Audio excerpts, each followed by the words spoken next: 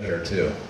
I have some movies that that can't be released because of these situations of legality, and that's one of them. There's a Neil Young movie that he from the '80s. It's a tour film that Neil made where he brought a camera along and he sort of just had a couple of guys in the crew just sort of follow him and Crazy Horse around Europe. And this is when Neil's cachet was kind of probably at one of its lowest ebbs. And so he was playing these sort of small, sort of crummy theaters across Europe, and just sort of trudging. And it's a great tour film. It's called Muddy Tracks, and we have a copy of that, so maybe we'll show that here too. Illegal rock rules. You had a question. The white shirt there by the post. Yeah. I don't know if my imagination, some of those songs, especially Nirvana's last two songs, sound like studio versions dubbed in. Is that? No. There's no studio dubbing that I know of. We certainly didn't do it, and Nirvana certainly didn't do it. So no, there's nothing going on there. Actually, if I remember correctly, Dave was very sort of conscientious about finding board tapes that he would mix with live sound. So there's some mixing going on. It's not raw live sound. There's some clean board tape sound mixed with the live sound to make it better, to make it sound. So it's not really, maybe it's not true to being in the pit, like exactly what it sounded like. But there's some vocals. You would never hear the Nirvana vocals. Yeah, probably. It's not too far off from what's going on there. So there's no real there's no post studio stuff going on there. And I haven't seen that movie in a long time, and I was just remembering what a lot of the dialogue that was going on with my inane repartee and everything else. A lot of it was sort of referencing these kind of rock films that were around at the time, like Madonna's Truth or Dare. I think Kim was sort of referencing Truth or Dare in some of those sequences, and when Kurt is playing Kevin Costner coming into the dressing room and saying, like, I think you guys were neat.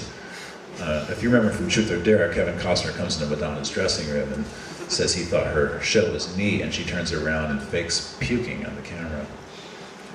That was sort of what that was all about. And that sort of happens a few times.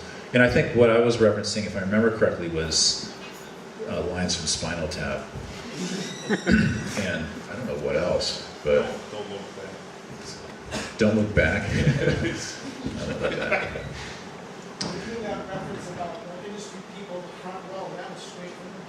That was from Truth or Dare, the fat industry people in the front row. And the fellow that Kim was talking to is John Silva, who is he's Nirvana's manager, as he's ours as well. Still is. So this next film I have nothing to say about because I don't remember it. I mean, I really don't. And all I know is it's 40 minutes long. It's funny watching this. I had forgotten how kind of reckless things were at that time, and just how anarchistic it all was. Just sort of being on stage and kind of like everybody kind of inspiring each other, and how kind of exciting it was musically for all of us, even though we weren't quite sure what we were doing or what we were sort of advancing towards. I mean, hearing a lot of this sort of the improvisatory kind of noise stuff that we were doing, I don't remember at the time thinking that we were really investigating like improvisation as a genre, or noise music as a genre either. I mean, it was just something that was happening really at the time, and I think it had more to do with just sort of trying to sort of really break free from what traditions there were like on the rock and roll world in the circuit there. And I think we thought we were being extremely subversive on these stages in Europe that were just these massive audiences that were just coming, no matter who was playing, they were going to be there, and playing that way. And it was interesting for me seeing Nirvana in retrospect, how crazed they would be on stage, and just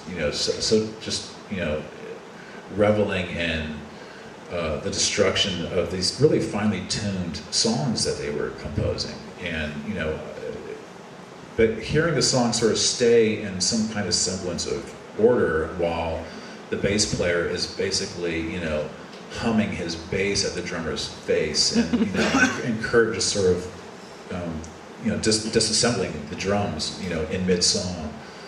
That whole sort of scene with them all in lab coats was a very extreme situation. I remember that was the only time I remember any kind of real sort of like drugs being involved with this whole thing. Like there was never any kind of drugginess or kind of that taking over anybody's situation then. I might have been sort of naive in what I was perceiving, but it just wasn't the case. But I do remember that night in Belgium, this Belgian festival, in that dressing room where they found these lab coats and they started riding on them. They decided to dress like in these lab coats as if they were the police or something, and it was just kind of all a joke. But they were all taking acid, and I think somebody had given them acid, and so they were all tripping. And that was probably the most extreme show that I've ever seen a band do. Actually, sort of get through a set of actually songs where they were just completely, they had no real sort of sense of real space. And you can sort of see the way Kurt's sort of jerking around while he's singing his songs just from sense memory, and they're kind of playing that way, where he would just like, jerk away and just sort of, go over and pick up the bass drum and throw it in the audience or something like that. But that show progressively got more insane to the point where, and Dave doesn't have it on the film, but I remember just standing there watching it and being really amused, because I knew they were completely zonked on acid, and the police had come out on stage to stop them because it was getting kind of dangerous and things were just like flying into the audience. And this is an audience that just had no idea who this band was. I mean, they were, all of a sudden they were just, witnessing this. But the thing I remember the most is Chris Novoselic climbing up the PA, and the police were trying to sort of get him down because it was wobbling. And he was looking down at the police, and they were sort of grabbing at his shoes, and he just kind of, he unbuckled his pants and he took them off. And he had like purple underwear, like these like ball hugging underwear on. And I was just like, why is he wearing like purple underwear? And he's like tripping on acid, and then he was just up there like making fun of these police, and they knew that they could do nothing with this person because he was out of his mind. It was a great show. But